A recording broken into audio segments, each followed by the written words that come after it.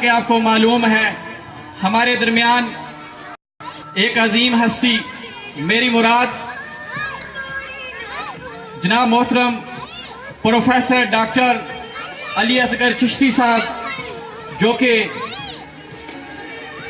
شعبہ حدیث و سیرت علامہ اقبال اوپن یونیورسٹی کے صدر شعبہ ہیں، آپ ہمارے درمیان موجود ہیں۔ ہمارے لیے یہ بات اعزاز سے کم نہیں، کیونکہ آپ کی بہت سی تعلیمی مصروفیات ہیں اور آپ ہمارے درمیان یہاں پہ تشریف لائے۔ میں آپ سے گزارش کرتا ہوں کہ سر آپ سٹیج پہ تشریف لائیں اور ہمارے لیے اپنے فرمودات آپ یہاں پہ عنایت فرمائیں۔ آپ لوگ بھرپور تالیوں میں کھڑے ہو کر استقبال کیجئے جناب محترم پروفیسر ڈاکٹر علی اصغر چشتی صاحب، بھرپور تالیاں۔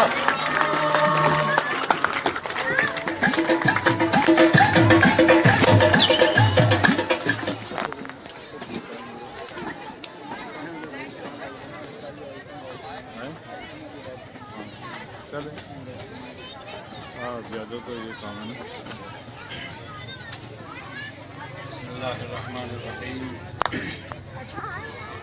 اللہم صلی علی سیدنا محمد وعلی آل سیدنا محمد وعلی اصحاب سیدنا محمد۔ میں اس موقع پر سب سے پہلے اللہ تبارک و تعالیٰ کا شکر ادا کرتا ہوں جس نے ہمیں یہاں جمع ہونے کی توفیق عطا فرمائی۔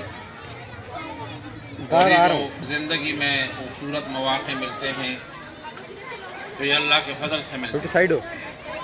آج کا جو موقع ہے یہ اس لحاظ سے بہت خوبصورت ہے کہ یہاں بہت سارے بچے موجود ہیں، اور یہ جو بچے ہیں یہ ہمارا سرمایہ ہے۔ اس ملک کا جو سب سے بڑا سرمایہ ہے وہ ہمارے بچے۔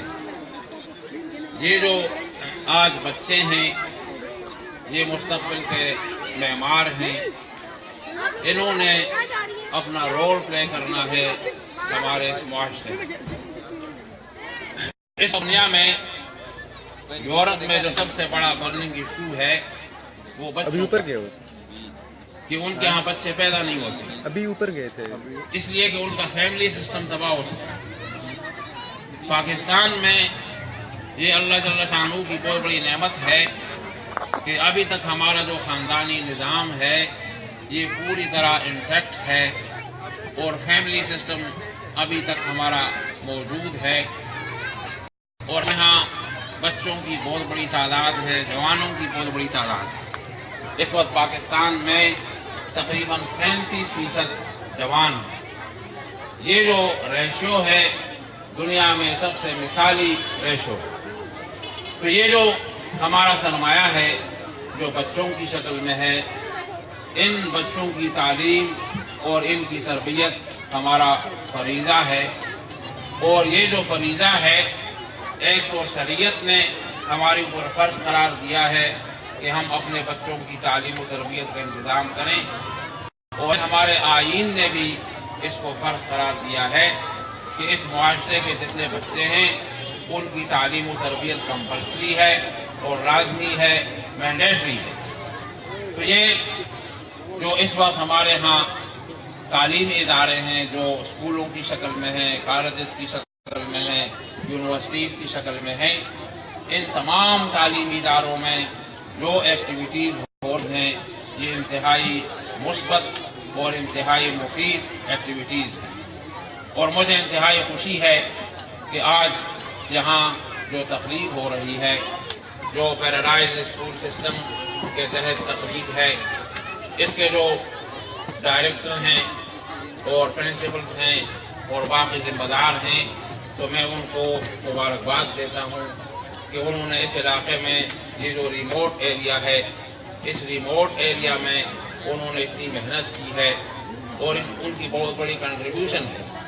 یہ جو طلباء جن کو میں نے دیکھا جہاں ان کی پرفارمنس کو دیکھا تو انہوں نے بہت اچھی پرفارمنس دی ہے، اور اس سے اندازہ ہوتا ہے کہ یہاں طلباء کی تربیت پر بڑی توجہ دی جاتی ہے اور طلباء کی تعلیم پر توجہ دی جاتی ہے۔ इस मौके पर पैराडाइज स्कूल सिस्टम के डायरेक्टर मोहतरम मोहसिन साहब को मुबारकबाद देता हूँ और जो उनकी कंट्रीब्यूशन है तो मैं उसका एतराफ़ करता हूँ और उनको खराज तहसीन पेश करता हूँ। और ये जो आज का मौका है ये बेसिकली बच्चों का दिन है और बच्चों की खुशी का दिन है। तो जिन बच्चों ने अच्छी परफॉर्मेंस दी है और पूरे साल में उन्होंने जो है इस्तिफादा किया है इस तालीमी इदारे से और उनको इनामात कुछ को मिल गए हैं कुछ को मिलेंगे, तो मैं उनको मुबारकबाद देता हूँ, उनके वालिदैन को मुबारकबाद देता हूँ। और जिन बच्चों को इनामात नहीं मिले उनको मुबारकबाद देता हूँ और मैं उनके लिए दुआ गो हूँ कि आइंदा वो भी इनाम ले। तो ये जो आज का मौका है ये इंतहाई खूबसूरत मौका है और इंतहाई मौका है। और तालीमी इदारे में जो सबसे बड़ी कंट्रीब्यूशन होती है वो असातिज़ा की होती है, एकेडमिक स्टाफ की होती है। तो एकेडमिक स्टाफ की वजह से तालीमी इदारा तरक्की करता है और एकेडमिक स्टाफ की वजह से तालीमी इदारे का नाम रोशन होता है।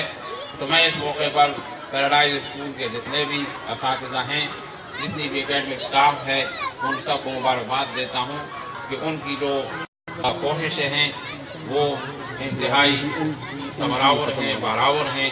और मेरी दुआ है कि अल्लाह उनकी सलाहियतों को मज़ीद उनमें बरकत अता फरमाए। और ये जो स्कूल है अल्लाह इसको दिन दुगनी और रात दुगनी तरक्की अता फरमाए।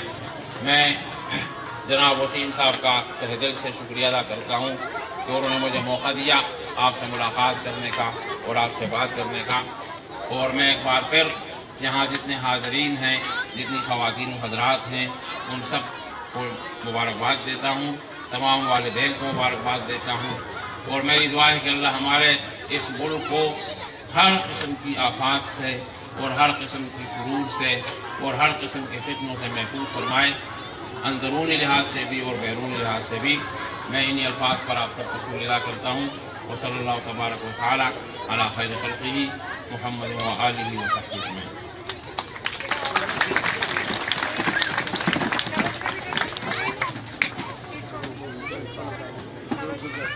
सर आपका बेहद शुक्रिया।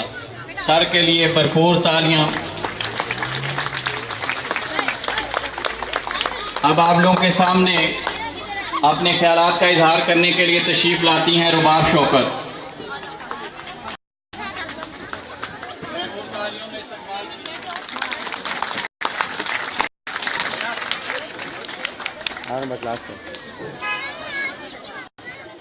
नहमदुहु व नसल्ली अला रसूलिल करीम।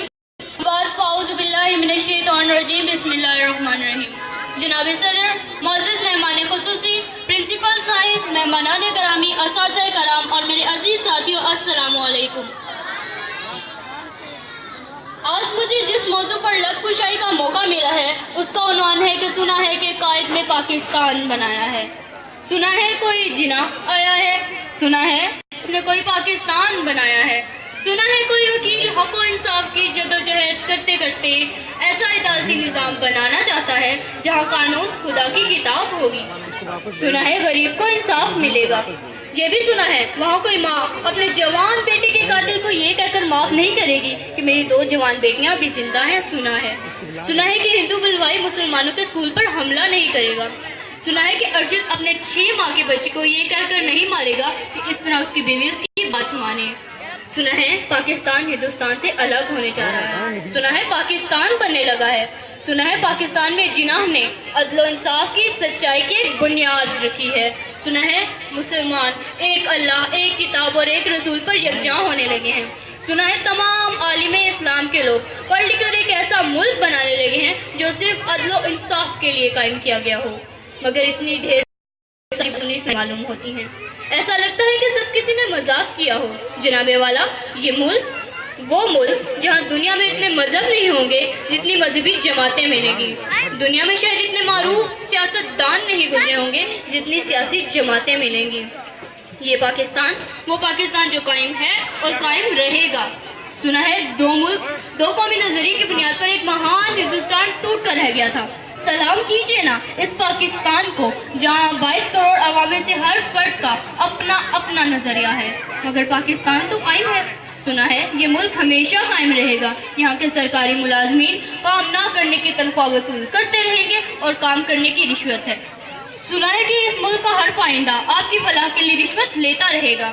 और ये भी सुना है इस मुल्क की मस्जिदों से ईमान और दीन की हिफाजतों की बातें तो होती रहेंगी, लेकिन चप्पलें तक महफूज न रहेंगी। सुना है एक सवाल, जिम्मेदार कौन है, कसूर किसका है? उस जिना का जो 1 रुपया तनख्वाह पर वजीर आजम बना, या वो वजीर तालीम जो तालीम से ज्यादा महंगा पड़ रहा है? सवाल ये है कसूर किसका है, उस बानी का या इस पाकिस्तानी का? कसूर किसका है, उस जिना का, उस पाकिस्तान की जिना का, या इस पाकिस्तान में जीने का? एक बात जो याद रहे, उस वक्त हम एक कौम थे, हमें एक कायद की जरूरत थी, मगर इस वक्त हम सब कायद हैं, मगर शायद हमें एक कौम की जरूरत है। शुक्रिया।